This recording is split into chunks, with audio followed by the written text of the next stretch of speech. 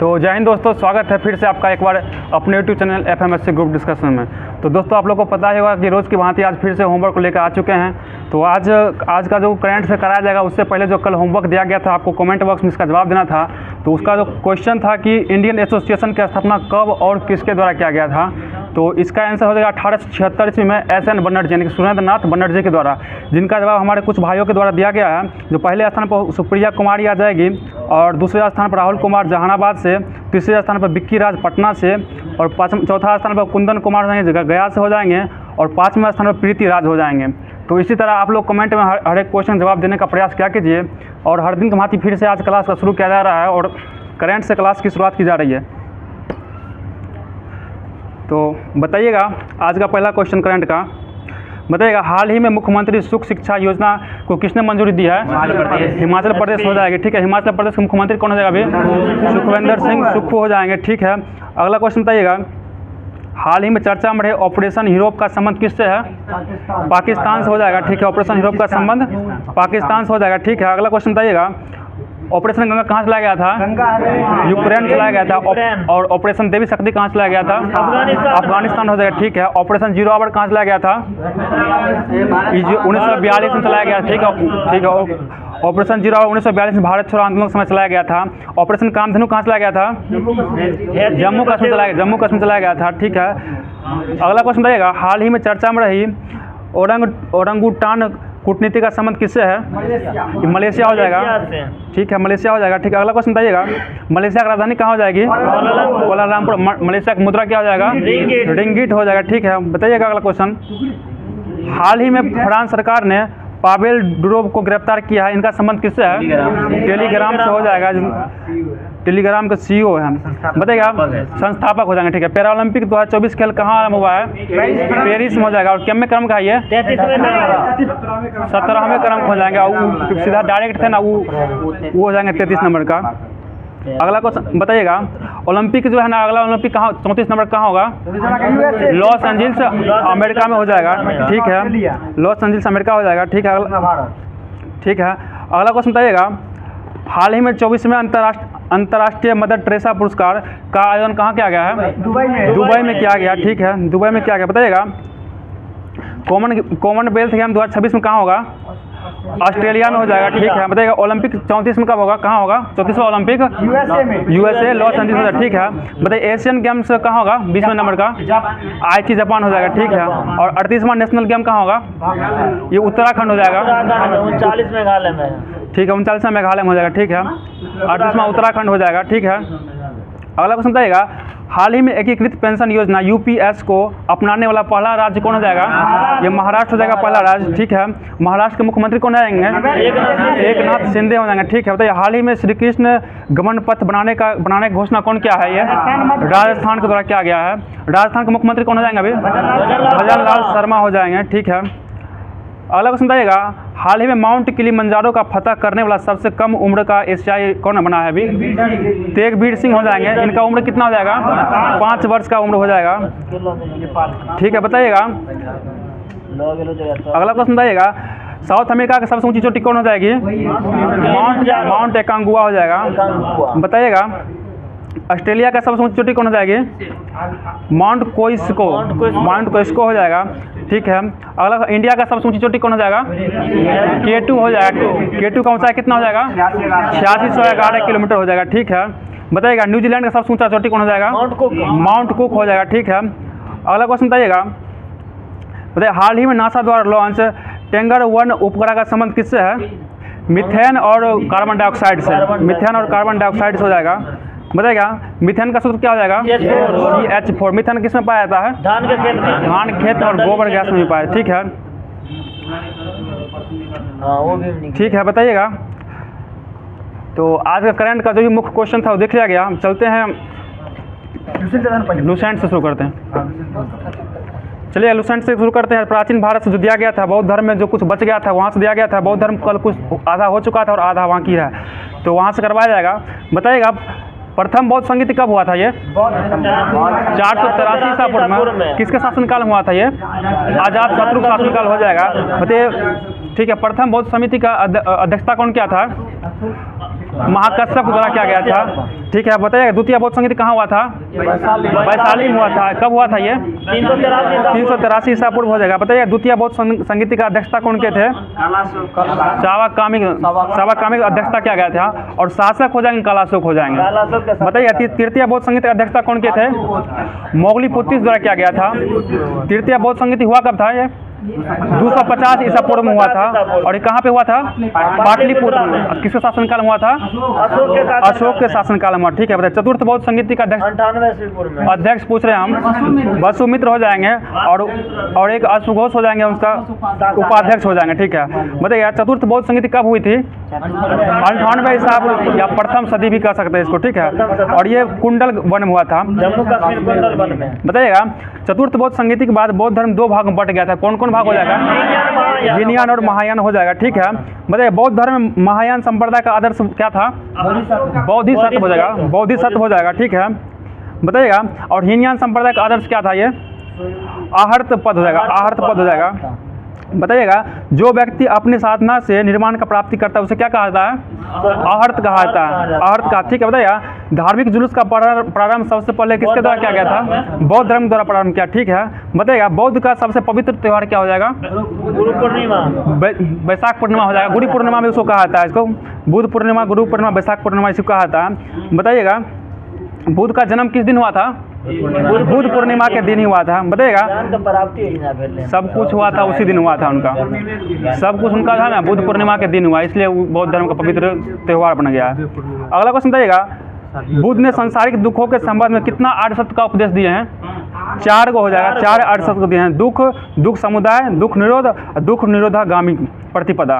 अगला क्वेश्चन बताइएगा बताइए दुख सांसारिक दुखों से मुक्ति हेतु बुद्ध ने कितना मार्ग बताए थे? 8 को। अष्टांगिक मार्ग बताए थे। अष्टांगिक मार्ग हो जाएगा। ठीक है, अगला क्वेश्चन बताइएगा बुद्ध के अनुसार अष्टांगिक मार्ग के पालन करने के उपरांत मनुष्य को क्या मिलती है? मोक्ष की प्राप्ति। भवन तृष्णा से नष्ट हो जाती है, मोक्ष की प्राप्ति मिलती है। ठीक है, निर्माण प्राप्त होता है। ठीक है, बताइएगा बौद्ध धर्म का परम लक्ष्य क्या हो जाएगा? मोक्ष, निर्वाण हो जाएगा, निर्वाण की प्राप्ति। ठीक है, बताइए जिसका अर्थ क्या होता है? निर्वाण का अर्थ क्या होता है? दीपक का बुझ जाना, यानी कि मृत्यु हो जाना। ठीक है, अगला क्वेश्चन बताइएगा निर्वाण प्राप्ति को सरल बनाने के लिए बुद्ध ने कितना शिला दिया था? 10 शील को 10 शील दिए थे। 10 शील। ठीक है, बताइएगा गृहस्थ के लिए कितना शिला पालन करना अनिवार्य था? 5 शिला का। और भिक्षु के लिए 10 शिला का। ठीक है, बताइएगा बुद्ध का उपदेश किस मार्ग में दिए थे? मध्यम मार्ग में दिया था। ठीक है, बताइएगा किस संबंध में बौद्ध धर्म और जैन धर्म समानता है? अनिश्वरवाद के संबंध बौद्ध धर्म और जैन धर्म क्या है? समानता हो जाएगा। ठीक है, अगला क्वेश्चन बताइएगा बोधिसत्व के रूप में पुनर्जन्म की दीर्घ श्रृंखला के अंतर्गत बुद्ध ने किससे अपना अंतिम जन्म, कहाँ से मतलब अंतिम जन्म मिलता है? शाक्य मुनि इसका अंतिम जन्म का प्रमाण मिलता है। बताइएगा सर्वाधिक बुद्ध मूर्ति का निर्माण किस शैली में हुआ है? गंधार शैली में हुआ है। गंधार शैली में बताइएगा। लेकिन बुद्ध का प्रथम मूर्ति का निर्माण किस? मथुरा शैली में हुआ है। ठीक है, मथुरा शैली हो जाएगा। बताइएगा तिब्बत, भूटान एवं पड़ोसी देशों में बौद्ध धर्म का प्रचार प्रसार कौन किया था? पद्म संभव के द्वारा किया गया था। पद्म संभव। बताइएगा पद्म संभव का संबंध किससे था? बौद्ध धर्म किस शाखा से? वज्रयान शाखा से हो जाएगा। बताइएगा पद्म संभव का 123 फीट की मतलब ऊंची मूर्ति कहाँ बनाया गया है? ये ठीक है, रेवालसर झील कहाँ हो जाएगा? ये हिमाचल प्रदेश। ठीक है, बताइएगा भारत में उपासना की जन्म प्रथम मूर्ति संभवतः किसकी है? बुद्ध की हो जाएगी। ठीक है, बुद्ध की हो जाएगी। अगला क्वेश्चन बताइएगा किसके शासनकाल में स्तूप कला अपने चरमोत्कर्ष था? अशोक के शासनकाल में। ठीक है, बताइएगा अशोक अपने राज्यकाल के दौरान लगभग कितना स्तूप बनवाया था? 84,000 स्तूप बनवाया था। ठीक है, बताइए तबो मठ कहाँ पे है? तबो मठ हो जाएगा, तबो गांव हिमाचल प्रदेश में हो जाएगा।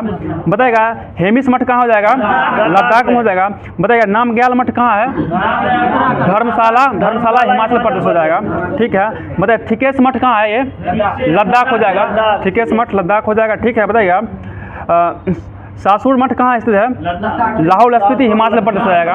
हिमाचल प्रदेश हो जाएगा। बताइएगा मिन डार्लिंग मठ कहाँ स्थित है? ये देहरादून हो जाएगा, उत्तराखंड पड़ता है, ठीक है बताइएगा। रूमटेक मठ कहाँ स्थित है? ये रूमटेक मठ गंगटोक सिक्किम हो जाएगा, ठीक है। तवांग मठ कहाँ हो जाएगा? ये अरुणाचल प्रदेश में हो जाएगा, ठीक है। बताइए नाम डार्लिंग मठ कहाँ हो जाएगा? मैसूर कर्नाटक हो जाएगा, ठीक है। बताइएगा बोधि मंडा मठ कहाँ हो जाएगा? ये बोध गया हो जाएगा, बिहार हो जाएगा, ठीक है। बताइएगा बौद्धिक परंपरा बौद्धिक बताइएगा मतलब बुद्ध की मृत्यु के बाद बुद्ध को कितने जगह पर मतलब रखा गया था उनके अस्थियों को? 8 जगह, 8 भागों में बांट कर, ठीक है। बताइएगा 8 स्तूप का निर्माण करवाया गया था, 8 जगह पर रख के। बताइएगा अशोक द्वारा बनाए गए स्तूपों में सबसे प्रसिद्ध कौन हो जाएगा स्तूप? मध्य प्रदेश का सांची का स्तूप हो जाएगा, सांची के ऊपर। बताइए उत्तर प्रदेश में सबसे प्राचीन स्तूप कौन हो जाएगा?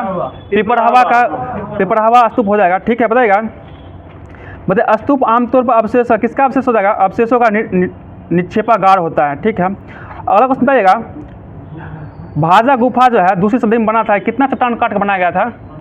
22 चट्टानों को काट के बनाया गया था। बताइए भाजा गुफा कहाँ स्थित है? ये महाराष्ट्र के लोनावाला के पास पूना जिला में हो जाएगा। बताइएगा भाजा गुफा का संबंध किस शाखा से है? हिनयान शाखा से हो जाएगा, हिनयान शाखा से। बताइएगा बताइए भगवान शिव की पूजा करने वालों को क्या कहा जाता है? शैव कहा जाता है, ठीक है। बताइएगा इस मतलब इससे संबंधित धर्म क्या कहा? कौन सा धर्म कहा गया? शैव धर्म कहा गया, ठीक है। बताइएगा शिवलिंग उपासना का प्रारंभ पुरातात्विक साक्ष्य का मतलब अवशेष कहाँ से मिलता है? ये हड़प्पा से ही मिलता है, हड़प्पा से। बताइए ऋग्वेद में शिव के लिए कौन सा नाम प्रयोग किया गया? नहीं, रुद्र का नाम, रुद्र नाम देवता का उल्लेख है। बताइएगा और अथर्ववेद में शिव को क्या कहा गया है? भव सर्व पशुपति एवं भूपति कहा गया। बताइएगा लिंग पूजा का पहला साक्ष्य किसमें मिलता है? मत्स्य पुराण में मिलता है, ठीक है। बताइएगा महाभारत किस पर्व के अनुसार लिंग पूजा का वर्णन मिलता है? किस पर्व में मिलता है? अनुशासन पर्व में मिलता है। बताइए आजीवक संप्रदाय संस्थापक कौन हो जाएंगे? मोकलीपुत्र गोसाल हो जाएंगे, ठीक है। अब भौतिकवादी संप्रदाय का संस्थापक पकुल कच्चायन हो जाएंगे, ठीक है। बताइए अनिश्चरवादी का संस्थापक कौन हो जाएंगे? संजय बेटलीपुत्र हो जाएंगे, ठीक है। बताइए घोर औकड़ियावादी संप्रदाय के संस्थापक कौन हो जाएंगे? पूरन कश्यप हो जाएंगे, ठीक है। बताइएगा शैव संप्रदाय संख्या 4। बताइए किसमें शैव संप्रदाय संख्या 4 बताई गई है? शैव धर्म में वामन पुराण में बताई गई है। तो प्राचीन भारत का जो भी क्वेश्चन था वो भी देख लिया गया। चलते हैं आधुनिक भारत में। बताइएगा प्रथम आंग्ल अफगान युद्ध कब हुआ था? ये 1839 से 42 में हुआ था। किसके शासनकाल में हुआ था? ऑकलैंड के शासनकाल में हुआ था। बताइएगा रॉलेट एक्ट कब पारित हुआ था? ये 1919। किसके शासनकाल में रॉलेट एक्ट आया था? चैम्सफोर्ड शासनकाल में, ठीक है। बताइए जलियांवाला बाग हत्याकांड कब हुआ था? 13 अप्रैल 1919 को। किसके शासनकाल में हुआ था? चैम्सफोर्ड के शासनकाल में। और कहाँ पे हुआ था ये? अमृतसर में हुआ था। बताइएगा खिलाफत आंदोलन एवं गांधी जी का असहयोग आंदोलन किसके समय प्रारंभ हुआ था? ये चैम्सफोर्ड के समय प्रारंभ हुआ था। बताइए तृतीय आंग्ल अफगान युद्ध कब हुआ था? 1919 से 21 में हुआ था। किसके शासनकाल में हुआ था? चैम्सफोर्ड के शासनकाल में ही हुआ था। तृतीय आंग्ल अफगान चैम्सफोर्ड शासनकाल में हुआ था। बताइए भारतीय कम्युनिस्ट पार्टी का स्थापना किसके द्वारा किया गया? M.N. रॉय मनवेंद्र नाथ रॉय के द्वारा। कब किया गया था? 1920 में किया गया, अक्टूबर 1920 में किया गया। बताइए मोपला विद्रोह कब हुआ था?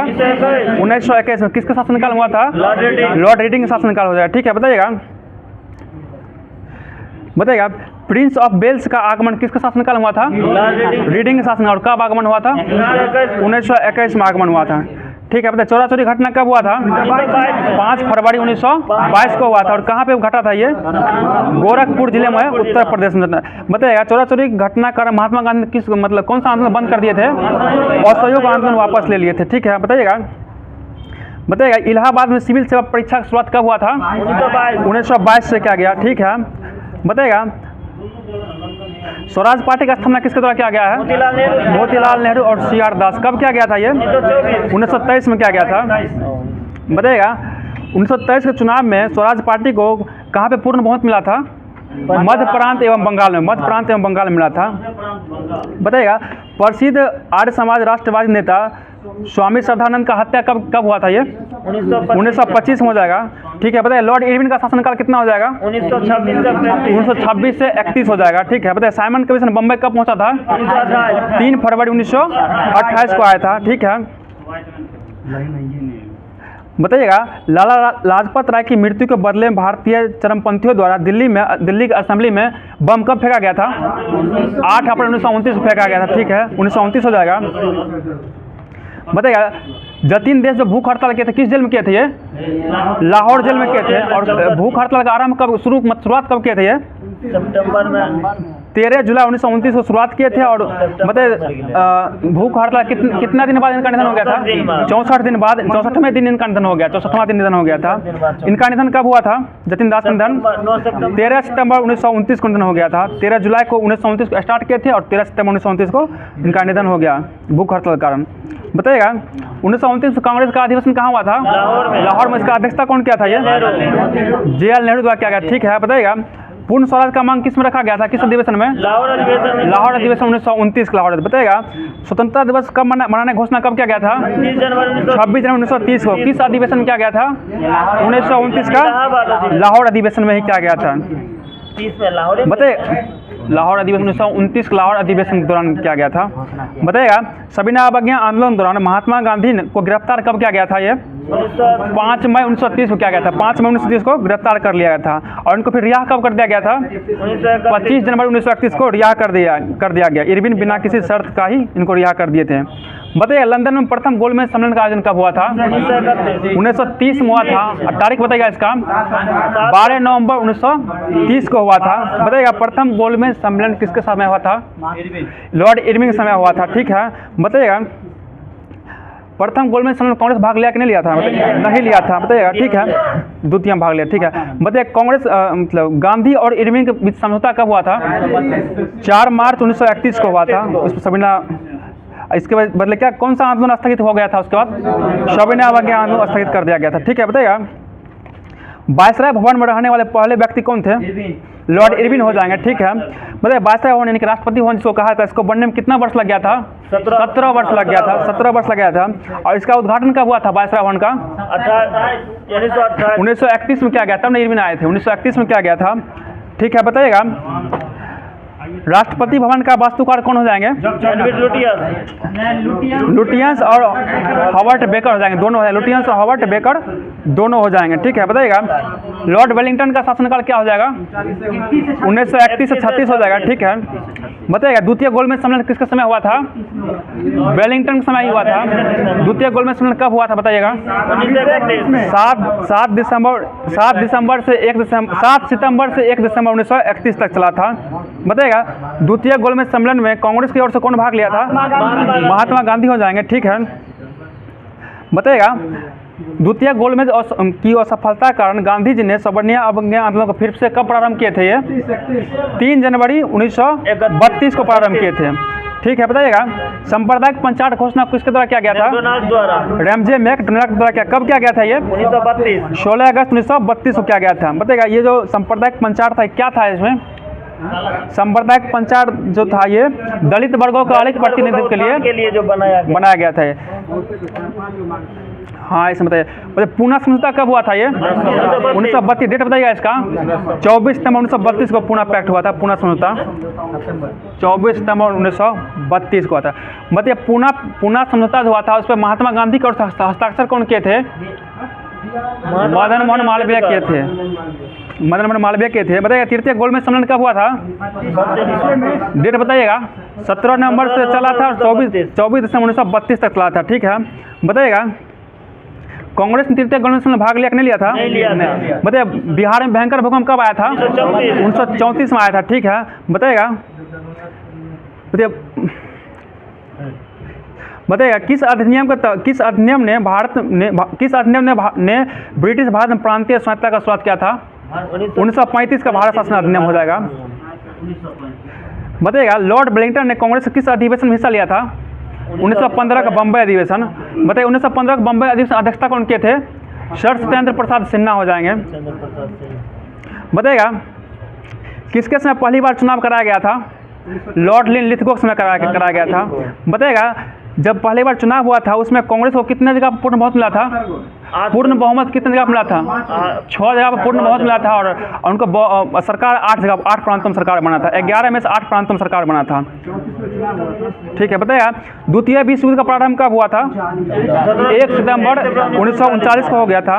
ठीक है, अगला क्वेश्चन बताइएगा, सुभाष चंद्र बोस ने फॉरवर्ड ब्लॉक का स्थापना कब किए थे? 1 मई 1939 को किया गया था। ठीक है, बताइएगा लाहौर अधिवेशन, बताइएगा किस अधिवेशन में पाकिस्तान को मांग किया गया था? लाहौर अधिवेशन कब हुआ था? 1940 में। ठीक है, पाकिस्तान जो मांग करने का प्रस्ताव किसके द्वारा तैयार किया गया था? सिकंदर हयात खां के द्वारा तैयार किया था। चौधरी रहमत अली ने पाकिस्तान शब्द को गढ़ा था।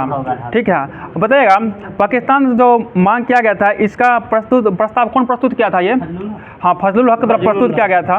और इसमें सहायता कौन किए थे? खलीकुज्मा खां के द्वारा सहायता किया गया था। बताइए अगस्त प्रस्ताव कब आया था? 8 अगस्त 1940 को आया था। बताइएगा क्रिप्स मिशन भारत कब आया था? 1942 को आया था, मार्च 1942 में आया था, 24 में। ठीक है, बताइएगा कांग्रेस द्वारा भारत छोड़ो आंदोलन कब प्रारंभ किया गया था? 9 अगस्त 1942 को। बताइएगा भारत छोड़ो आंदोलन को और किस नाम से जाना जाता है? भारत छोड़ो आंदोलन को और किस नाम से जाना जाता है? अगस्त क्रांति हो जाएगा। ठीक है, बताइएगा बंगाल में भयंकर अकाल कब आया था? 1943 में आया था, 1943। बिहार में आया था 34 में और इसमें बंगाल में 43 हो जाएगा, बस उसको पलट देना है। ठीक है, बताइए लॉर्ड बेबल का शासनकाल क्या हो जाएगा? 1944 से 47 हो जाएगा। बताइएगा शिमला सम्मेलन कब हुआ था? 25 जून 1945 को। किसके द्वारा बुलाया गया था? ये लॉर्ड बेबल के द्वारा ही बुलाया गया था। बताइएगा शिमला सम्मेलन में कांग्रेस का प्रतिनिधि मंडल का नेतृत्व कौन किया था? अबुल कलाम आजाद द्वारा किया गया था। बताइएगा शिमला सम्मेलन में गांधी जी भाग लिए कि नहीं लिए थे? नहीं लिए थे, क्योंकि वो उसमें वो शिमला में थे, लेकिन फिर भी वो भाग नहीं लिए थे। बताइएगा अगला क्वेश्चन बताइएगा 1945 में किसकी अध्यक्षता वाली लेबर पार्टी की सरकार द्वारा प्रथम कार्रवाई के अंतर्गत भारत में आम चुनाव करवाया गया था? क्लीमेंट एटली की सरकार द्वारा करवाया गया था, क्लीमेंट एटली के द्वारा करवाया था। बताइएगा केंद्रीय विधानसभा में कांग्रेस को निर्वाचित सीटों में कितना परसेंट मिला था? 91.3% मत मिला था। ठीक है, तो जो भी आधुनिक भारत का क्वेश्चन था उसको देख लिया गया। चलते हैं आगे। भूगोल भी है, साइंस पे देख लेते हैं। और एक दिन से चला ना था, बस चलिए देख लेते हैं। बताइएगा कुल सक्रिय ज्वालामुखी का अधिकांश वास किस सागर में मिलता है? प्रशांत महासागर मिलता है। बताइए प्रशांत महासागर की परिमेखला को क्या कहा जाता है? अग्नि वलय कहा जाता है। बताइए सबसे अधिक सक्रिय ज्वालामुखी कहाँ मिलता है? अमेरिका एवं एशिया महाद्वीप मिलता है। बताइए किस महाद्वीप में एक भी ज्वालामुखी नहीं है? ऑस्ट्रेलिया महाद्वीप हो जाएगा। बताइए विश्व का सबसे ऊंचा ज्वालामुखी पर्वत कोटोपैक्सी हो जाएगा। इसका ऊंचाई कितना हो जाएगा? 19,613 फीट हो जाएगा ऊंचाई। बताइए विश्व की सबसे ऊंचाई पर स्थित सक्रिय ज्वालामुखी कौन हो जाएगा? ओजेस डोर सलाडो हो जाएगा। ठीक है, बताइए विश्व की सबसे ऊंचाई पर स्थित शांत ज्वालामुखी कौन हो जाएगा? एकांगुआ हो जाएगा। ठीक है, बताइएगा भूगर्भ शास्त्र की एक विशेष शाखा जिसमें भूकंपों का अध्ययन किया जाता है उसको क्या कहा जाता है? सिस्मोग्राफी कहा जाता है। ठीक है, सिस्मोलॉजी का सिस्मोग्राफी वो इससे में हो जाएगा। अगला क्वेश्चन बताइएगा सिस्मोलॉजी, भूकंपों का अध्ययन सिस्मोलॉजी कहा जाता है। ठीक है, बताइएगा कौन सा तरंग पृथ्वी के अंदर बताइए कौन सा तरंग पृथ्वी के अंदर प्रत्येक माध्यम से होकर गुजरती है? पी तरंग हो जाएगा। ठीक है, बताइए पी तरंग का औसत वेग कितना हो जाएगा? 8 किलोमीटर प्रति सेकंड हो जाएगा। बताइए पी तरंग कैसा तरंग होता है? अनुदैर्घ्य तरंग होता है। ठीक है, पी तरंग अनुदैर्घ्य होता है। बताइए और एस तरंग कैसा होता है? अनुप्रस्थ तरंग हो जाएगा। ठीक है, बताइएगा एस तरंग का औसत वेग कितना हो जाएगा? 4 किलोमीटर प्रति सेकंड हो जाएगा। ठीक है, बताइएगा एल तरंग का खोज किसके द्वारा किया गया था? HD लव के द्वारा किया गया था। ठीक है, बताइएगा एल तरंग का चाल कितना हो जाएगा? 1.5 से 3 किलोमीटर प्रति सेकंड हो जाएगा। बताइएगा भूकंपीय तरंगों किससे नापा जाता है? सिस्मोग्राफ के द्वारा नापा जाता है। बताइए कौन सा तरंग द्रव पदार्थ नहीं गुजरता है? गौण तरंग नहीं गुजरता है। ठीक है, बताइए कौन सा तरंग केवल धरातल के पास चलती है? एल तरंग हो जाएगा, एल तरंग। बताइएगा तो भूकंप के भूकंप के उद्गम स्थान क्या कहा जाता है? अधिकेंद्र। उसका केंद्र कहा था, उद्भव स्थान उसका केंद्र कहा था। जहाँ ऊपर बताएगा? बताइए भूकंप के केंद्र के निकट कितने प्रकार की तरंग पहुंचती है? 3 प्रकार का, पी, पी, एस और एल तीनों पहुंच जाता है। ठीक है, बताइएगा भूकंप के केंद्र के ठीक ऊपर पृथ्वी के सतह पर स्थित बिंदु को भूकंप का क्या कहा था? अधिकेंद्र कहा था। ऊपर पृथ्वी की सतह वाले स्थान को अधिकेंद्र कहा जाता है। ठीक है, बताइए अधिकेंद्र पर सबसे पहले कौन सा तरंग पहुंचता है? पी तरंग पहुंचता है। ठीक है, बताइएगा अंतःसागरीय भूकंपों द्वारा उत्पन्न लहरों को जापान में क्या कहा जाता है? सुनामी कहा जाता है। ठीक है, बताइएगा जिन संवेदनशील यंत्रों द्वारा भूकंपीय तरंगों की तीव्रता मापी जाती है उसे क्या कहा जाता है? सिस्मोग्राफ या भूकंप लेखी कहा जाता है। ठीक है, बताइएगा रिक्टर स्केल खोज किसके द्वारा किया गया था? चार्ल्स रिक्टर द्वारा किया गया था, 1935 में किया गया था। ठीक है, बताइएगा निर्माण के आधार पर स्थलाकृत कितने प्रकार का होता है? 3 प्रकार का होता है, पर्वत, पठार और मैदान हो जाएगा। पर्वत, पठार, मैदान। ठीक है, बताइए जब चट्टानों में स्थित भ्रंश के कारण मध्य भाग नीचे धंस जाता है तथा अगल बगल के भाग ऊंचे उठ जाते हैं तो किस प्रकार का पर्वत निर्माण होता है? ब्लॉक पर्वत का निर्माण होता है। ठीक है, तो ज्योग्राफी में जो भी मेन क्वेश्चन था उसको देख लिया गया। चलते हैं साइंस में।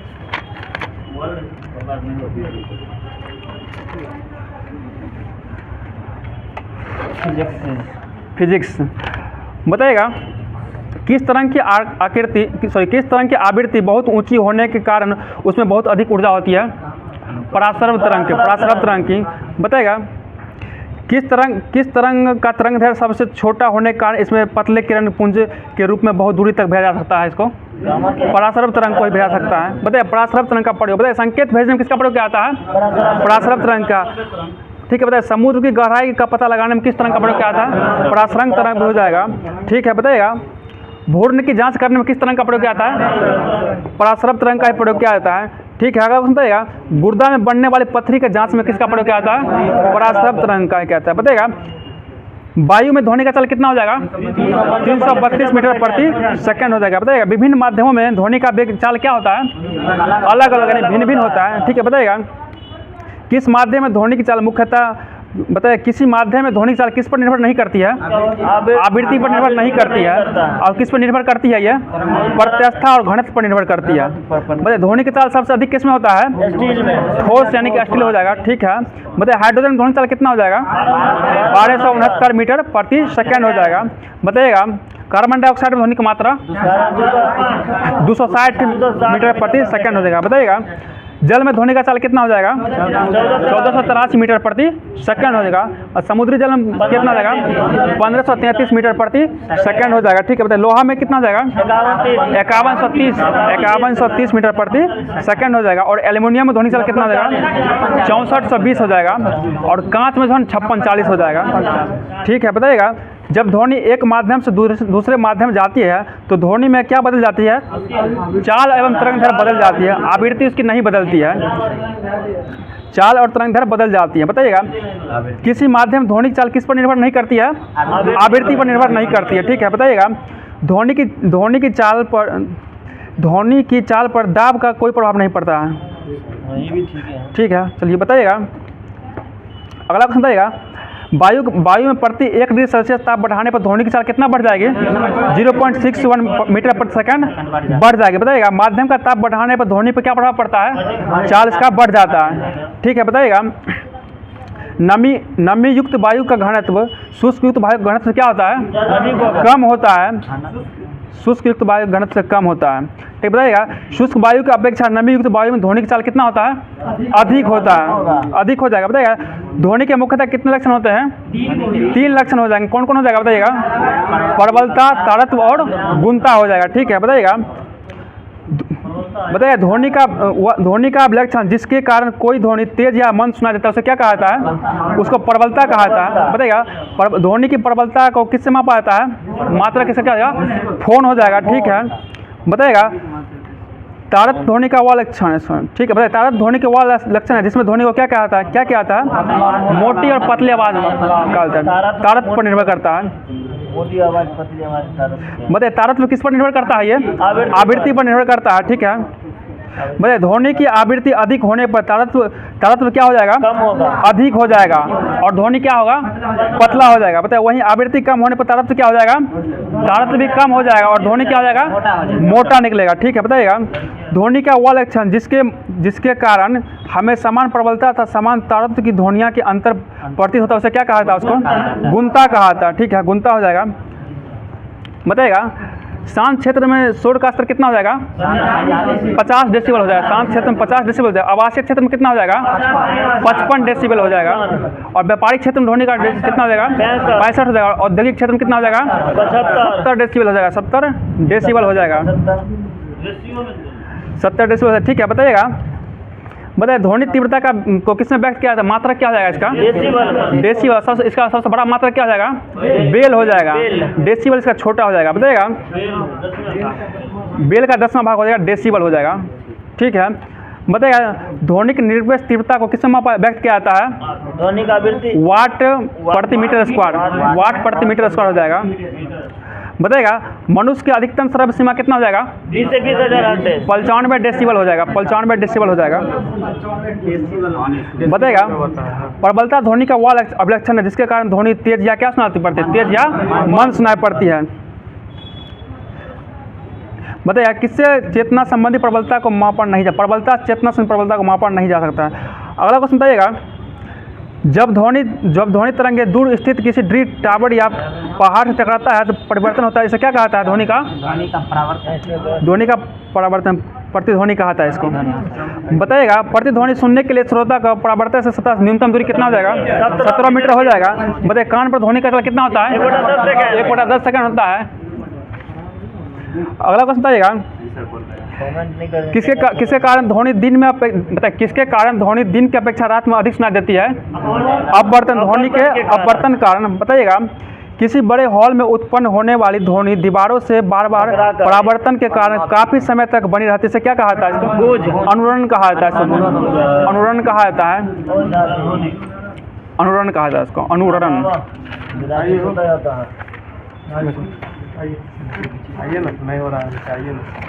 तो अब चलते हैं केमिस्ट्री में। बताइएगा द्रव और गैस का परिक्षेपण क्या कहलाता है? द्रव और गैस का परिक्षेपण झाग कहलाता है। झाग कहलाता है। बताइएगा कपड़ा साफ है। बताइएगा अगला क्वेश्चन बताइएगा आप कि किस कण का आणविक आकार किसके कण का आणविक आकार वाले होते हैं? बताइएगा वास्तविक विलयन का आणविक आकार कितना होता है? 10⁻⁷ 10⁻⁸ सेंटीमीटर होता है। अगला क्वेश्चन बताइएगा कोलाइडी विलयन के कण लगातार इधर उधर भागते रहते हैं, उसे क्या कहा था? कौन सा गति कहा था?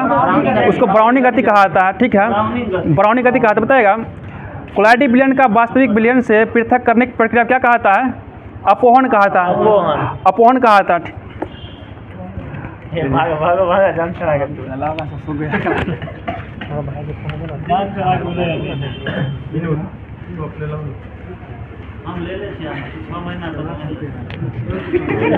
कथी रहे में कहाँ रहे देखो नहीं कभी रहे। कोई बात नहीं विनोद जी, आप टेंशन नहीं लीजिए। जब तक जान है तब तक जहान है। बताइएगा कि द्रव में गैस का परिक्षेपण क्या कहलाता है? झाग कहलाता है। ठीक है, आगे बता दीजिए कि वास्तविक विलयन में कणों का आकार जो है कितना से कितना सेंटीमीटर के बीच होता है?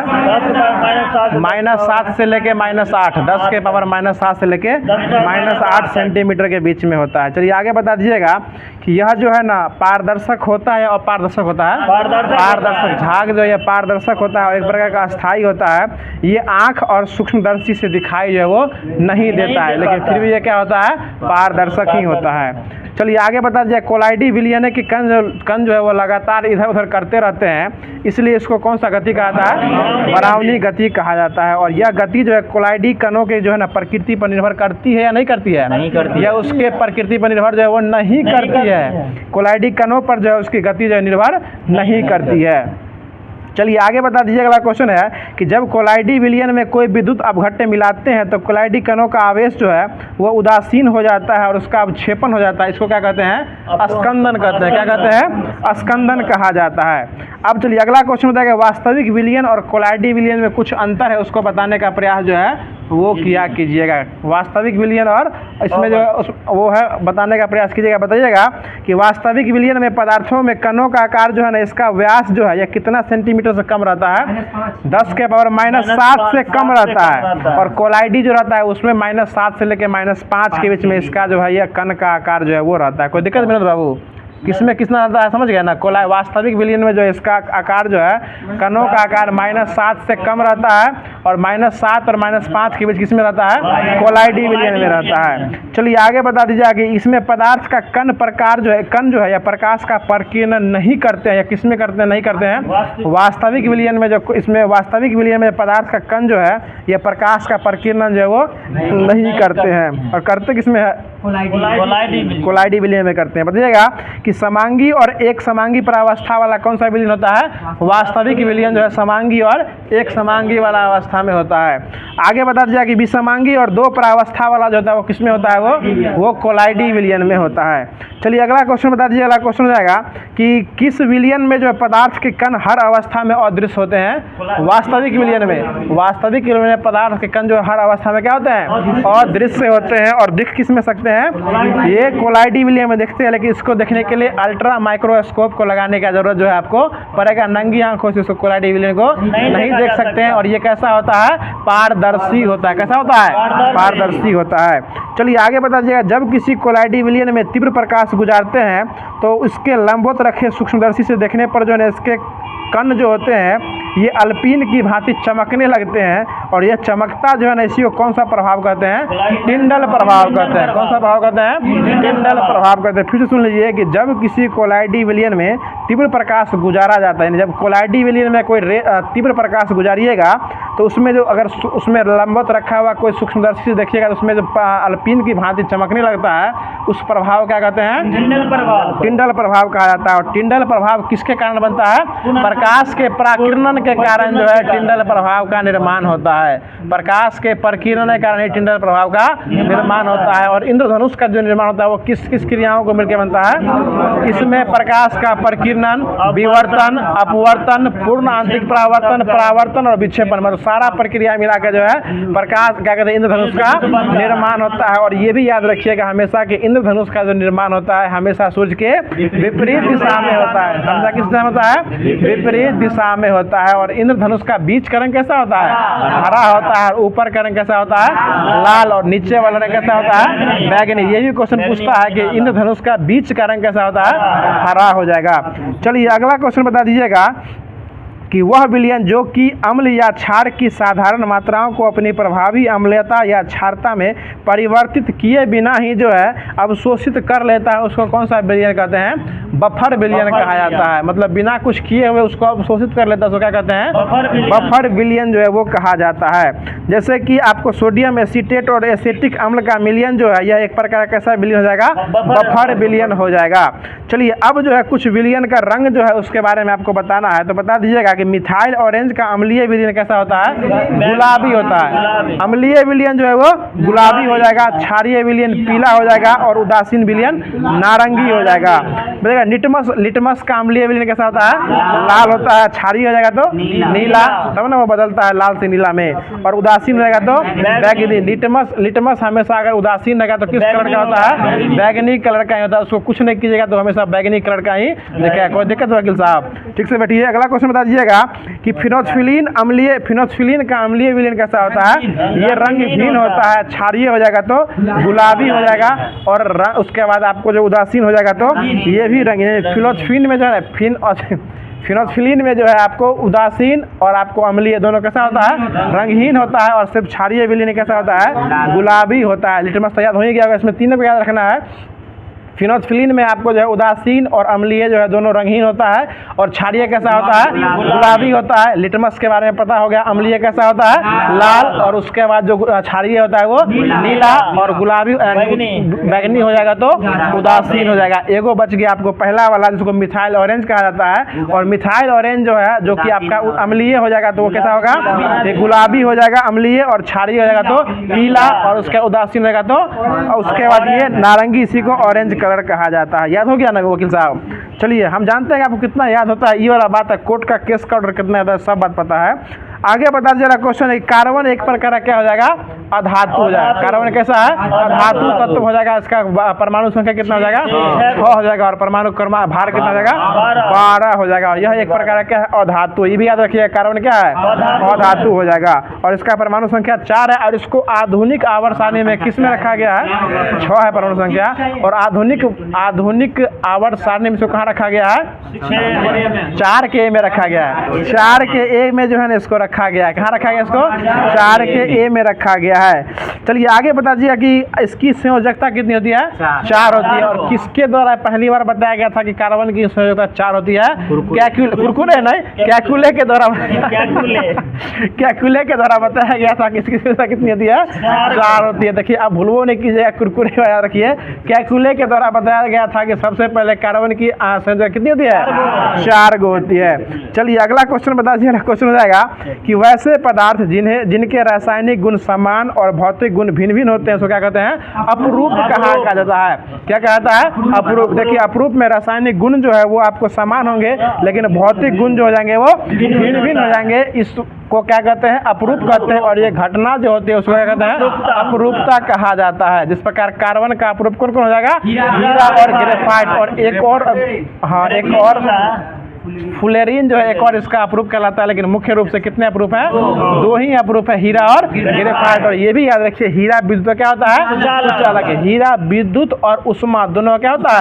सुचालक। जबकि ग्रेफाइट ठीक इसका विपरीत, ये आपको सुचालक जो है हो जाएगा। और ग्रेफाइट का उपयोग मुख्यतः पेंसिल के नीब बनाने में जो इसका उपयोग जो है डंठलों में इसका उपयोग किया जाता है। चलिए आगे हाँ, उसमें भी मंदक में नाभिकीय रिएक्टर के मंदक के रूप में भी किया जाता है। चलिए आगे बता दीजिएगा, हीरा का कुछ प्रमुख गुण है उसको बताइएगा कि यह ताप और विद्युत क्या होता है? कुचालक होता है। दुनिया का सबसे कठोर पदार्थ क्या हो जाएगा? हीरा हो जाएगा। जबकि यह किसी द्रव में घुल जाता है ना, यह किसी भी द्रव में जो है वो नहीं घुल सकता है। इस पर कितना अम्ल छारा फेंकिएगा तो ये जो है गल जो है नहीं सकते, कोई प्रभाव इस पर जो है वो नहीं पड़ने वाला, तब ना हीरा चमकते रहता है। और हाल ही में जो है ना ये आपको हीरा का एक टुकड़ा खोजा गया। वो कहाँ खोजा गया है? बोत्सवाना में खोजा गया है। मतलब हाथेली के आकार का हीरा का एक टुकड़ा खोजा गया जो कि बोत्सवाना में खोजा गया है। चलिए अगला क्वेश्चन बता दीजिए। अगला क्वेश्चन है कि हीरा का रवा कैसा होता है? घन के आकार का होता है। किस आकार का होता है? घन के आकार का होता है। और हीरा का अपवर्तनांक कितना होता है? 2.417 जो है हीरा का अपवर्तनांक होता है। और हीरा किस कारण चमकता है? परावर्तन के कारण चमकता है। चलिए आगे बता दीजिए कि इस पर रेडियम से निकलने वाली एक्स किरणें के प्रभाव से यह किस रंग में दिखाई पड़ता है? हरा रंग का दिखाई पड़ता है। इस पर रेडियम से जो एक्स किरण गुजारिएगा तो किस कलर दिखेगा? ये हरा कलर जो है वो दिखता है। चलिए आगे बता दीजिएगा, शुद्ध हीरा जो है ना यह कैसा होता है? पारदर्शक और रंगहीन होता है। शुद्ध हीरा कैसा होता है? पारदर्शक और रंगहीन हो जाएगा।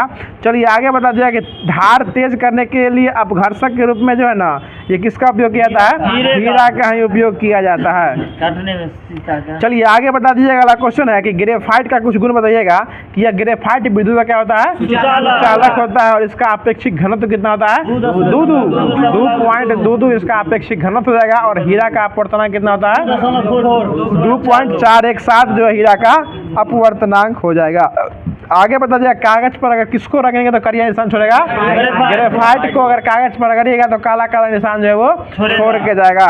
चलिए अगला क्वेश्चन बता दीजिएगा, इसकी इसलिए जो है जब ये काला निशान छोड़ता है इसको क्या कहते हैं? काला शीशा भी कहते हैं। क्या कहते हैं इसको? काला शीशा। यानी ग्रेफाइट को किस और अन्य नाम जानते हैं? काला शीशा के नाम से भी जानते हैं। कोई दिक्कत वकील साहब? चलिए अगला क्वेश्चन बता दीजिए। अगला क्वेश्चन हो जाएगा कि ग्रेफाइट का उपयोग किसके निर्माण में किया जाता है? पेंसिल के निर्माण में। कट पेंसिल के निर्माण में जो है ग्रेफाइट का उपयोग जो है वो उसके निर्माण में किया जाता है। चलिए आगे बताइए, परमाणु रिएक्टर में विबंधक के रूप में भी ग्रेफाइट का उपयोग किया जाता है और इलेक्ट्रोड के रूप में कार्बन आर्क बनाने में भी ग्रेफाइट का उपयोग जो है वो किया जाता है। कोई दिक्कत? अजितनाथ, कोई दिक्कत है ना? चलिए अगला क्वेश्चन बता दीजिएगा कि हीरा में जो है ना कौन सा प्रसंकरण होता है? sp3 प्रसंकरण sp3 हो जाएगा और ग्रेफाइट हो जाएगा तो sp2। हीरा वाला तो बड़ा रहता है तो sp3 हो जाएगा और ग्रेफाइट हो जाएगा तो sp2 हो जाएगा। कोई दिक्कत हरिशंकर बाबू? ग्रेफाइट में कौन सा होता है? sp2 होता है और हीरा में sp3 हो जाएगा। बहुत अच्छा जवाब। आगे बता दीजिएगा, कार्बन और हाइड्रोजन के मिलाने से किसका निर्माण होता है? हाइड्रोकार्बन का निर्माण होता है और ये दो प्रकार के हो जाएंगे, संतृप्त हाइड्रोकार्बन और संतृप्त हाइड्रोकार्बन। जिसमें हाइड्रोजन और कार्बन के अनुपात पूरा मिल जाता है उसको क्या कहते हैं? संतृप्त कहते हैं। जिसमें नहीं मिल पाता है वो असंतृप्त हो जाएगा। चलिए अगला क्वेश्चन बताइएगा कि हाइड्रोकार्बन का एक प्राकृतिक स्रोत पेट्रोलियम हो जाएगा। हाइड्रोकार्बन का एक प्राकृतिक स्रोत क्या जाएगा? पेट्रोलियम। जिसको क्या कहते हैं? कच्चा तेल भी कहा जाता है। क्या कहता है? कच्चा तेल भी जो है वो कहा जाता है। चलिए अगला क्वेश्चन बताया कि और ये पेट्रोलियम जो है वो किस चट्टान से प्राप्त होता है? अवसादी चट्टान से प्राप्त किया जाता है। और आपको ये भी बताते चले कि ये क्वेश्चन जो है बीपीएससी शिक्षक भर्ती के 2.0 में हमारे सेट में पहला क्वेश्चन यही था 40 नंबर के सेट में कि जीवाश्म ईंधन जो है वो किस प्रकार के चट्टान से पाया जाता है? तो क्या हो जाएगा? ये अवसादी चट्टानों में जीवाश्म ईंधन जो ये पाया जाता है। नहीं सर, एक ही आंसर हो जाएगा, अवसादी चट्टान ही हो जाएगा ये। चलिए अगला सही बोले ना कुंदन जी, था ना क्वेश्चन 2.0 में। चलिए अगला क्वेश्चन बता दीजिएगा कि हाइड्रोकार्बन, बताइएगा अगला क्वेश्चन हो जाएगा कि जिस हाइड्रोकार्बन में प्रत्येक कार्बन की 4 संयोजकता होती है और वह सभी अपने आपस में सहसंयोजी आबंध से दूसरे से जुड़े रहते हैं, इसको कौन सा बंधन कहते हैं? संतृप्त हाइड्रोकार्बन जो है वो कहा जाता है। और इसमें पहला श्रेणी में आता है, उसको क्या कहते हैं? एल्केन कहा जाता है। और इसका सामान्य सूत्र क्या होता है? CnH2n+2 हो जाएगा। और इसमें पहला इसका उदाहरण हो जाएगा CH4, जिसको जो क्या कहता है? मीथेन। इसका पहला ही वर्ग हो जाएगा मीथेन, मेथ, एथ, प्रोब्यूट, हेप्ट, हेक्स, ऑक्ट, नॉन और डेक हो जाएगा। ये 1 से लेकर 10 तक इसका सीरीज हो जाएगा। चलिए अगला क्वेश्चन बता दीजिएगा कि प्रोपेन का सूत्र क्या हो जाएगा? C3H8 और ब्यूटेन हो जाएगा तो C4H10 हो जाएगा। ठीक है, बता दीजिएगा प्राकृतिक गैस का सबसे बड़ा घटक एल्केन ग्रुप में कौन हो जाएगा? मीथेन हो जाएगा। यानी CH4 जो है प्राकृतिक गैस का सबसे बड़ा घटक जो है वो हो जाएगा। अब आते हैं असंतृप्त हाइड्रोकार्बन में। तो बता दीजिएगा कि वे हाइड्रोकार्बन जिनमें कम से कम 2 निकट कार्बन परमाणु आपस में द्विबंध या त्रिबंध बना के बैठे हुए रहते हैं, मतलब पूरा बंध कंप्लीट नहीं हो पाता, इसलिए इसको क्या कहते हैं? असंतृप्त हाइड्रोकार्बन कहा जाता है। और यह जो है द्वि आबंध वाला असंतृप्त हाइड्रोकार्बन क्या कहता है? एल्कीन कहा जाता है। क्या कहता है? एल्कीन। और एल्कीन का सूत्र क्या हो जाएगा? CnH2n हो जाएगा। उसी में अगर एल्काइन हो जाएगा तो CnH2n-2 जो है एल्काइन का हो जाएगा। चलिए अब जो है इसके आगे जो है वो कल कराया जाएगा। इसका एल्काइन एल्कीन के बाद विस्तृत चर्चा जो है आपको कल के क्लास में देखने को मिलने वाली है। अब इसके बाद जो बचा हुआ सीरीज जो है वो बायोलॉजी का वो स्टार्ट हमारे द्वारा किया जा रहा है। चलिए इसमें बताइएगा, यही ना? चलिए आगे बता दीजिएगा, क्वेश्चन हो जाएगा कि जीवाणु की वह जाति जिसमें लेग्यूमिनेसी यानी मटर कुल के पौधे जो कि जड़ों में रहती है, वो उसका 2 जीवाणु का नाम बता दीजिएगा। पहला तो राइजोबियम हो जाएगा, दूसरा हो जाएगा ब्रैडरी राइजोबियम जो है। ये दोनों जो है ये आपको मटर लेग्यूमिनेसी पौधे के जड़ में आती है। और तिलहना जितना भी दलहन पौधा है ना वो किस कुल में आता है? लेग्यूमिनेसी कुल में आता है। दलहनी पौधे के जड़ में भी कौन सा जीवाणु पाया जाता है? राइजोबियम जीवाणु पाया जाता है। और ये भी याद रखिए कि दलहनी जितना भी पौधा है वो सभी लेग्यूमिनेसी कुल में ही आता है। ठीक है ना? इमली भी जो है वो लेग्यूमिनेसी में आता है और दलहनी पौधा भी जो है वो लेग्यूमिनेसी कुल में आता है। ये क्वेश्चन सेट में शायद पूछे हुआ था। आगे बता दीजिएगा, क्वेश्चन हो जाएगा कि चमड़ा उद्योग में चमड़ा से बालों और वसा हटाने का काम जो है ना किसके द्वारा किया जाता है? ये जीवाणुओं के द्वारा जो इसका उपयोग किया जाता है। और इसी जब जीवाणु जो हटाते हैं इस चमड़ा को, इस पद्धति को क्या कहते हैं? चमड़ा कमाना कहते हैं। इसी को अंग्रेजी में ही टेनिंग कहा जाता है। हिंदी में चमड़ा कमाना बोलिए या अंग्रेजी में टेनिंग बोला जाता है। चलिए आगे बता दीजिएगा, क्वेश्चन हो जाएगा कि अचार, मुरब्बा, शरबत को शक्कर की गाढ़ी चाशनी में अधिक नमक रखने के कारण जो है इसका कारण क्या हो जाएगा? जीवाणुओं जीवाणुओं का संक्रमण होते ही जीवाणुओं का जीव जो है वो द्रव्य कुंचन हो जाता है और जीवाणु नष्ट हो जाते हैं, इसलिए जो चीज़ जो है वो अधिक लंबे समय तक जो है उसको रखा जाता है। नमक उमक में जीवाणु जो है ना वो कम आने का शंका रहता है, इसलिए अचार और मुरब्बे को बहुत अधिक दिनों तक जो है वो रखा जाता है, वो जल्दी खराब जो है वो नहीं हो पाते हैं। चलिए अगला क्वेश्चन बता दीजिएगा कि शीत संग्रहार में जो है ना न्यूनतम ताप कितना से कितना डिग्री सेल्सियस के बीच में रख सकते हैं सामान को? -10 डिग्री सेल्सियस से लेकर -18 डिग्री सेल्सियस पर सामग्री पर जो है ये आपको कोल्ड स्टोर में अनाजों को जो है वो रखा जाता है, स्टोर करके रखा जाता है। लेकिन फ्रिज में जो है ना खाद्य पदार्थों को ठीक से रखने के लिए कितना डिग्री सेल्सियस रखते हैं? 4 डिग्री सेल्सियस पर जो है आपको खाद्य पदार्थों को जो है नॉर्मल रूप से रख सकते हैं। चलिए अब आते हैं, अगला हो जाएगा ब्रायोफाइटा वर्ग में। तो बता देगा संसार का सबसे बड़ा स्थलीय पौधा का समूह जो है यह किस वर्ग में आ जाएगा? ब्रायोफाइटा वर्ग में ही आ जाएगा। और इसमें लगभग इसकी कितनी हजार जातियां सम्मिलित है? 25,000 जातियां जो ये सम्मिलित हो जाएगी। आगे बता दीजिएगा कि एक संवहन उत्तक का नाम बताइए इसमें संवहन उत्तक जो दूगो होता है, जो उसका उत्तक का नाम बताइएगा? जाइलम और फ्लोएम हो जाएगा। जो संवहन उत्तक या जटिल उत्तक के रूप में भी काम करता है। चलिए आगे बताइएगा इस समुदाय के वनस्पति वर्ग को जो है ना किसका आप उभयचर का वर्ग क्या कहता है? ब्रायोफाइटा को जो है उभयचर वनस्पति जगत का उभयचर जो है ये ब्रायोफाइटा को कहा जाता है। उभयचर को ही एम्फीबिया भी जो है वो कहा जाता है। चलिए आगे बता दीजिएगा कि किस समुदाय में पौधे को मृदा अपरदन रोकने में सहायता करता है? ये ब्रायोफाइटा वर्ग में जो है मृदा अपरदन रोकने में क्या होता है? सहायता करता है। बताइएगा अगला क्वेश्चन हो जाएगा कि स्फेग्नम मॉस का प्रयोग जो है ना किसके रूप में किया जाता है? ईंधन के रूप में किया जाता है। ईंधन के रूप में स्फेग्नम मॉस का प्रयोग जो है वो आपातकालीन ईंधन के रूप में जो इसका उपयोग किया जाता है। आगे बता दीजिए स्फोगनिक मॉस का प्रयोग जो है ना वो एंटीसेप्टिक के रूप में भी किया जाता है और ईंधन के रूप में भी किया जाता है। चलिए आगे बता दीजिएगा अब आता है ट्रेडोफाइटा। तो बता दीजिएगा किस वर्ग के समूह में जो है ना इसमें जो है पौधे नमी छायादार स्थान जंगलों और पठारों पर जो है यह पौधे जो है अधिक रूप में पाए जाते हैं। बता दीजिएगा अगला क्वेश्चन है कि पौधे का शरीर जो है यह जड़ तना शाखा और पत्तियों में विभिन्न रहता है और तना में जो है ना तना जो है इसका साधारण तना जो है किस रूप में रहता है? ये राइजोम के रूप में रहता है। यानी राइजोम के रूप में तना रहता है वो किस वर्ग में रहता है? टेरिडोफाइटा वर्ग में रहता है। चलिए आगे बताइएगा अगला क्वेश्चन हो जाएगा कि इसमें पौधे का बीजाणु जो है ना वो क्या कहलाते हैं?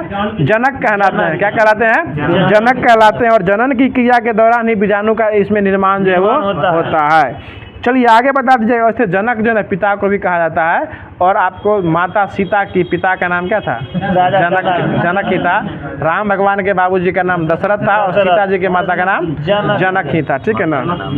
पिता का ही नाम बोले, माता सीता बोले थे। ठीक है ना? सीता जी के पिता का नाम जनक था और उनकी पुत्री की प्राप्ति जो हुई थी वो हल चलाने वक्त घाला फटने से जो है वो निकला था। और हल रेखा क्या कहता है? सीता भूमि कहा जाता है। सिंधु सभ्यता में सीता भूमि कहा जाता है। हल को रेखा और हल चलाने को सीता भूमि कहा जाता है। कोई दिक्कत? धरती में समा गई। हाँ, और लास्ट में जो धरती में समा गई थी। चलिए कुछ तो कुछ हटा। आगे बता दीजिएगा क्वेश्चन हो जाएगा जो बता दीजिए नग्नबीजी में जो है ना पौधे जो है किस क्रम के रूप में होते हैं? ये झाड़ी या आरोही के रूप में होते हैं। नग्नबीजी पौधे जो होते हैं वो झाड़ी या आरोही मतलब चढ़ने वाला जो है जो घिउरा झुगनी भिंडी देखे ना कद्दुआ उद्दुआ सब जो ये नग्नबीजी में आ जाएगी। हाँ, लत्ती वाला जो जाएगा। चलिए इसका जो है ना इसका काष्ठीय बहुवर्षीय और होते हैं और ये बहुत बहुत लंबे लंबे होते हैं। इसका जड़ कहीं रहेगा और छिप कहीं और निकलते रहेगा। चलिए इनकी मूसला जड़ें जो है ना पूर्ण विकसित होती है और ये मरुदभिद यानी जीरोफाइटिक जो है ये कहलाते हैं। अब अगला क्वेश्चन बता दीजिएगा। क्वेश्चन है संसार का सबसे छोटा अनावृत बीजी पौधा कौन हो जाएगा? जेमना पिग्मिया। जेमना लेमना नहीं, जेमना पिग्मिया जो है ये आपको सबसे छोटा अनार्ध बीजी पौधा हो जाएगा। और मेमना जो है ना किसके बच्चे को कहा जाता है? बकरी के बच्चा को मेमना कहा जाता है और बछड़ा गाय के बच्चे को कहा जाता है। शुगर के मांस को क्या कहता है? पोर्क जो है शुगर के मांस को कहा जाता है। चलिए अगला क्वेश्चन बता दीजिएगा। गाय का मांस का गोश्त, मीट बीफ कहा जाता है। बीफ गाय का मांस का अथी का है गोश्त। अरे बीफ कहते हैं उसको, ऐसे ना गोश्त बोलिए, मांस बोलिए, मटन बोलिए, कुछ बोलिए। चलिए अगला क्वेश्चन बता दीजिएगा कि बताइएगा। अगला क्वेश्चन है कि किसके बीजांड जो है नर युग्मक पादप जगत में सबसे बड़े जो होते हैं? ये साइकस के जो है ये बीजांड जो है ये नर युग्मक में पादप जगत में सबसे बड़े होते हैं। चलिए आगे बता दीजिएगा कि कौन से परागकण जो है इतनी तादाद में होते हैं कि पीले बादल बन जाते हैं। पाइनस के परागकण इतने बड़े अवस्था में होते हैं कि वो क्या बन जाते हैं, पीले पीले बादल बन जाते हैं। इसका परागकण इतना रहता है पाइनस पौधा का कि वो पीले पीले बादल का निर्माण जो है वो कर सकता है। और पीला फूल किसमें निकलता है, सरसों में निकलता है, उसी को तोरी बोलिए, सरसों फूला खिललवा। चलिए अगला क्वेश्चन बता दीजिएगा, चलिए बता दीजिएगा लहसुन और प्याज जो है किस कुल में आ जाएगा, लिलिएसी में आ जाएगा। सुपारी, तार, नारियल, खजूर ये सभी पालमी कुल में आ जाएगा, पालमी कुल में आ जाएगा। आगे बता दीजिएगा क्वेश्चन हो जाएगा कि भिंडी उंडी से माल निकलता है ना, उसको मालवेसी कहा जाता है। गेहूं, मक्का, बांस, गन्ना, चावल, जौ, मजा ये सब हो जाएगा ये ग्रेमीनेसी, अनाज वाला जो हो जाएगा ना अधिकांश ये किस में आ जाएगा, ग्रेमीनेसी में आ जाएगा। आगे बता दीजिएगा क्वेश्चन हो जाएगा, ये सभी जो बोले ना ये सब एक बिजली पौधे का जो है उदाहरण हो जाएगा। एक बिजली पौधा किसको कहते हैं, जिसमें जो है जिसमें बीज में सिर्फ एक पत्र ही होती है, उसको क्या कहते हैं, एक बीजी पत्र जो है कहा जाता है। और इसमें दो बीज हो जाएगा, उसको द्वि बीज पत्र कहा जाता है। अब इसका कुछ उदाहरण बताते हैं, कुल का नाम आपको बताना है, उससे अपना कुशवाहा गोत्रस्य कुल जो है शाक कुल आ जाएगा। बता दिया क्वेश्चन हो जाएगा, मूली, शलजम और सरसों यह किस कुल में आ जाएगा, ये क्रूसीफेरी कुल में आ जाएगा। किस कुल में जाएगा, क्रूसीफेरी कुल में जाएगा। कपास, भिंडी और गुल्लर ये किस में आएगा, ये मालवेसी कुल में आ जाएगा। और बबूल, छुई मुई, कत्था, गुलमोहर, अशोक, कचनार, इमली, इमली के साथ साथ सभी दलहनी पौधा ये किस में आ जाएगा, लेग्यूमिनेसी कुल में जो है आ जाएगा।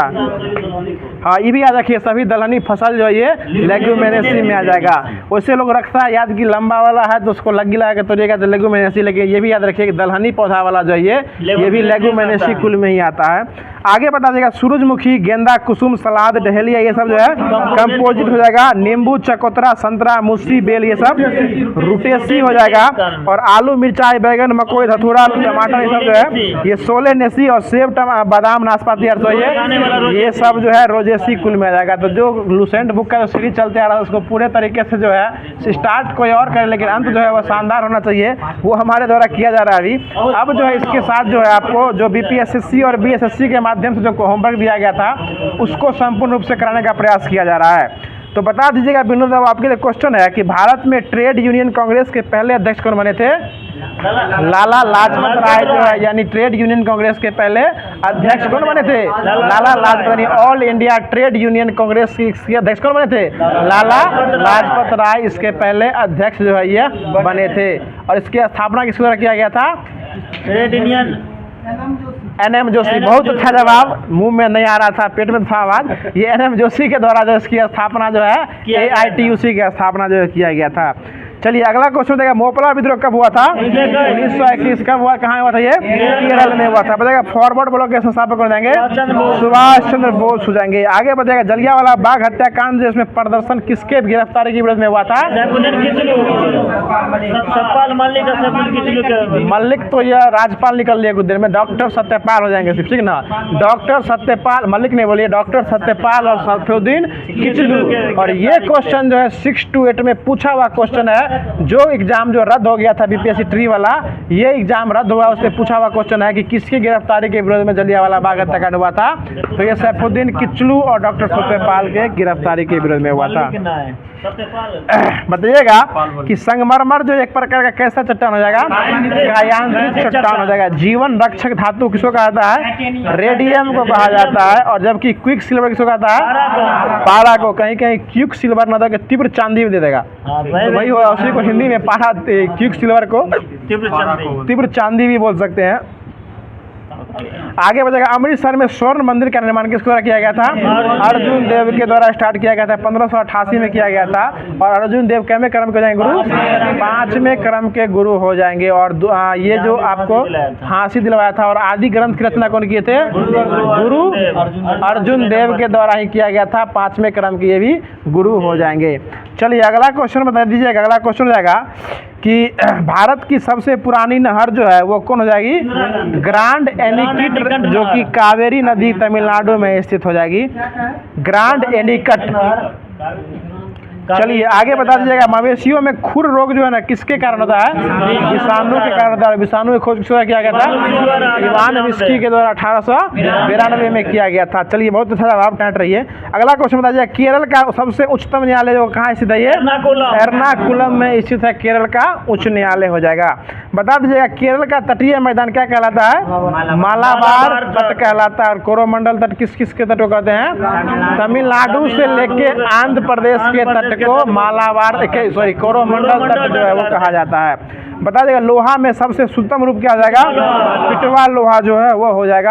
अगला क्वेश्चन बता दीजिए, अगला क्वेश्चन है कि हाईवे सर्व जो है यह जो है कर जो है किस पे लगाया जाता था? सिंचाई पर लगाया जाता था। हाईवे सर्च कर जो है वो सिंचाई पर लगाया जाता था। आगे बता देगा, भीमसेन जोशी का संबंध किससे हो जाएगा? संगीत गायन से जो है भीमसेन जोशी का संबंध जो है वो हो जाएगा। चलिए अगला क्वेश्चन बता दीजिएगा बाबू भैया कि सुमात्रा का जनजातीय नाम क्या हो जाएगा? सोमांग हो जाएगा। सुमात्रा का जनजातीय नाम सोमांग हो जाएगा। सुमात्रा द्वीप कहाँ पाया जाता है? ये इंडोनेशिया में। जावा द्वीप भी इंडोनेशिया में। और द्वीपों का समूह किसे कहते हैं? इंडोनेशिया को कहा था। और नहरों का शहर पाकिस्तान। और द्वीपों का देश द्वीपों का देश फिनलैंड को कहा था ना। झीलों का देश फिनलैंड को कहा जाता है। और द्वीप समूहों का देश इंडोनेशिया को कहा जाता है। और सबसे बड़ा द्वीप जो है ना वो कौन है? ग्रीनलैंड हो जाएगा। यही पूछना चाह रहे थे, जो कि कहाँ किसके अंदर आता है? ये डेनमार्क के अंदर आता है। चलिए अगला क्वेश्चन बताएगा, एसबीआई द्वारा पहला तैरता हुआ एटीएम कहाँ स्थापित किया गया है? कोच्चि द्वारा। और ये कौन सा बैंक स्टार्ट किया है? एसबीआई के द्वारा स्टार्टिंग किया गया। और एसबीआई में क्वेश्चन पूछ देते हैं कि एसबीआई के वर्तमान में जो है ना वो अध्यक्ष कौन बन गए हैं? श्रीनिवासन शेट्टी जो है वो दिनेश कुमार खाड़ा के द्वारा कौन आ गए हैं? श्रीनिवासन शेट्टी। और एसबीआई की स्थापना हुई थी 1955 में। आरबीआई पर जिसमें एसबीआई की स्थापना 1955 में हुई थी। चलिए अगला क्वेश्चन बता दीजिए। अगला क्वेश्चन हो जाएगा कि मैट शब्द, हाँ वो आपको सुदीप शर्मा बनने वाले हैं।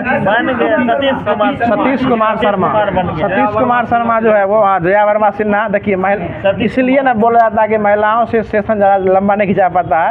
ठीक से 2 साल नहीं चला अभी, उसको फिर चेंज करना पड़ रहा है। अगला क्वेश्चन बता दीजिएगा कि चंदन के वन जो है सर्वाधिक किस राज्य में मिलते हैं? कर्नाटक में। और चंदन की तस्करी करने पे एक फिल्म बना था, कौन सा फिल्म हो जाएगा? ये पुष्पराज बना था, ठीक है ना। चलिए अगला क्वेश्चन बता दीजिएगा कि भारतीय मसालों में किसकी सबसे अधिक विदेशी मुद्रा अर्जित किया था? काली मिर्चा का। कौन सा मिर्च जाएगा? काली मिर्ची का। और काली मिर्च का जीआई टैग जो है बिहार में किस राज्य को दिया गया है? पश्चिम बिहार है पूछ रहा है। काला मिर्चा जीआई टैग हो जाएगा, तो ये पश्चिम चंपारण को हो जाएगा। आगे बताएगा, डच जो है यह कहाँ के निवासी हो जाएंगे? हॉलैंड के निवासी जो है वो डच हो जाएंगे। चलिए अब जो है इसके बाद अब स्टार्ट किया जाए जो करंट अफेयर का सीरीज है, जो कि आपको अप्रैल दिया गया था, उसको स्टार्ट किया जा रहा है। बता दीजिएगा, अगला क्वेश्चन हो जाएगा कि किस देश ने लंबे समय से चले आ रहे मुद्रा संकट जिग को अपडेट किया है? जिम्बाब्वे के द्वारा किया गया। और जिम्बाब्वे जो है इसकी राजधानी क्या हो जाएगी? हरारे हो जाएगी। कहाँ जाएगी? हरारे हो जाएगी। चलिए अगला क्वेश्चन बता दीजिएगा कि किस बैंक ने नो झंझट लाइफ इंश्योरेंस फटाफट अभियान स्टार्ट किया है? ये आपको HDFC लाइफ इंश्योरेंस के द्वारा स्टार्ट किया गया है। और इस अभियान का नाम, वकील साहब बैठे तकलीफ है। क्वेश्चन देखिए कितना अच्छा ये आपको इंश्योरेंस लाया गया है। इंश्योरेंस का नाम सुन लीजिएगा। इंश्योरेंस का नाम हो जाएगा नो झंझट लाइफ इंश्योरेंस फटाफट अभियान, ठीक है ना। ये HDFC लाइफ इंश्योरेंस के द्वारा जो है ये लाया गया है। चलिए अगला क्वेश्चन बता दीजिएगा, GST अपीलीय न्यायाधिकरण का प्रमुख किसे नियुक्त किया गया है? संजय मिश्रा को जो है वो नियुक्त जो है वो किया गया है। संजय मिश्रा को जो है वो नियुक्त किया गया है। अगला क्वेश्चन बता दीजिएगा, क्वेश्चन हो जाएगा कि पेंशन विभाग ने सरकारी सेवानिवृत्तों के लिए जो है कौन सा पोर्टल लॉन्च किया है? भविष्य पोर्टल। कौन सा पोर्टल? भविष्य पोर्टल जो है वो आपको स्टार्ट किया गया है। चलिए अगला क्वेश्चन बता दीजिए। अगला क्वेश्चन है कि पहली अगली पीढ़ी के अपतटीय गश्ती जहाज का उद्घाटन जो है कहाँ किया गया है? गोवा में किया गया है। कहाँ किया गया है? गोवा में। और गोवा की राजधानी कहाँ है? पांजी हो जाएगी। और उसकी राजधानी जो है वो मांडवी नदी के किनारे स्थित है। पांजी जो है पांजी मांडवी नदी के किनारे स्थित हो जाएगी। और गोवा में कितने नदी बहती है? 2 नदी, मांडवी और ज्वारी नदी जो है, ये 2 नदी जो है वो गोवा से निकलती है। चलिए अगला क्वेश्चन बता दीजिएगा। अगला क्वेश्चन हो जाएगा कि राष्ट्रीय महिला हॉकी लीग की शुरुआत कहाँ की गई थी? रांची झारखंड में किया गया था, ठीक है। आगे बताइएगा कि दुनिया में शोधकर्ताओं ने दुनिया का सबसे बड़ा गहरा ब्लू होल कहाँ खोजा है? ये मैक्सिको में खोजा है। तो जो क्वेश्चन जो होमवर्क के माध्यम से दिया गया था उसको पूरे हमारे द्वारा जो करा दिया गया है, और डेली के भांति जो हर दिन के भांति जो क्यूज के लास्ट में जो क्वेश्चन पूछा जाता है उस क्वेश्चन का सिलसिले ढंग से जो पूछा जाता है वो क्वेश्चन फिर से सुन लीजिए, जिसका जवाब आप लोग कमेंट बॉक्स में देना है। क्वेश्चन आज का क्वेश्चन है वो करंट अफेयर से संबंधित हो जाएगा, और क्वेश्चन जो है ये आपको एक प्रैक्टिस सेट का क्वेश्चन हो जाएगा, इसको इसमें हल्के मत लीजिएगा। क्वेश्चन हो जाएगा एल्बम डिवाइन टाइटल्स के लिए ग्रैमी अवार्ड 2023, मतलब एल्बम सुन लीजिएगा, एल्बम का नाम हो जाएगा आपको डिवाइन टाइटल्स के लिए जो है ग्रैमी अवार्ड 2023 जो है ये किससे सम्मानित किया गया है, यानी ग्रैमी अवार्ड 2023 में जो प्राप्त किए हैं उनका नाम बताना है, जिनको दिया गया था आपको डिवाइन टाइटल्स के लिए दिया गया था। इसका सही जवाब आप लोगों को कमेंट बॉक्स में देना है। बाकी वीडियो कैसा लगा कमेंट बॉक्स खुला हुआ है, पूरा कमेंट बॉक्स के अच्छे तरीके से भर दीजिएगा। जैसा लगे, अच्छा लगे या खराब लगे, इसके बारे में जरूर मेंशन करने का प्रयास कीजिएगा, ताकि क्या कमी रह गई देखना है और सुधार करना है उसके माध्यम से, और जहाँ जहाँ पे कुछ अच्छा चीज़ लगता है उसको भी मेंशन करने का प्रयास किया कीजिएगा, क्योंकि हम लोग के द्वारा जो 100% जो रहता है वो आप लोग के द्वारा सकारने का प्रयास जो है वो आप ही लोग के द्वारा किया जाएगा। लाइट रहे या न रहे, शुरू में आपने देखा भी था कि लाइट नहीं था, गर्मी से सभी लोग बेचैन थे, फिर भी एक निश्चित संयम बना के जो है सभी लोग खुद के साथ साथ आपके लिए भी बैठे हुए थे। तो इन हमारे लिए छोड़ दीजिए, इन सारे जनताओं के लिए भी छोड़ दीजिए, खुद के लिए जो है एक लाइक और कमेंट जो है अपने लिए दिल से जो है निकालने का प्रयास कीजिएगा, और इसी तरीके से हमारे सीरीज को फॉलो करते रहिए। जो यहाँ डेली होमवर्क दिया जाता है उसको रोज पढ़ के आइएगा, उसके बाद क्यों सुनिएगा, तो आपका तैयारी जो है वो 110 नहीं 150% जो है वो होने वाला है। तो फिर मिलते हैं इसके अगले सीरीज में, इसके अगले वीडियो के साथ। तब तक के लिए खुश रहिए, मुस्कुराते रहिए, और जिन जिन लोगों को परसों यूपी पुलिस का एग्जाम है वो भी यूपी पुलिस का एग्जाम का तैयारी करते रहिए। धन्यवाद, जय हिंद, जय भारत।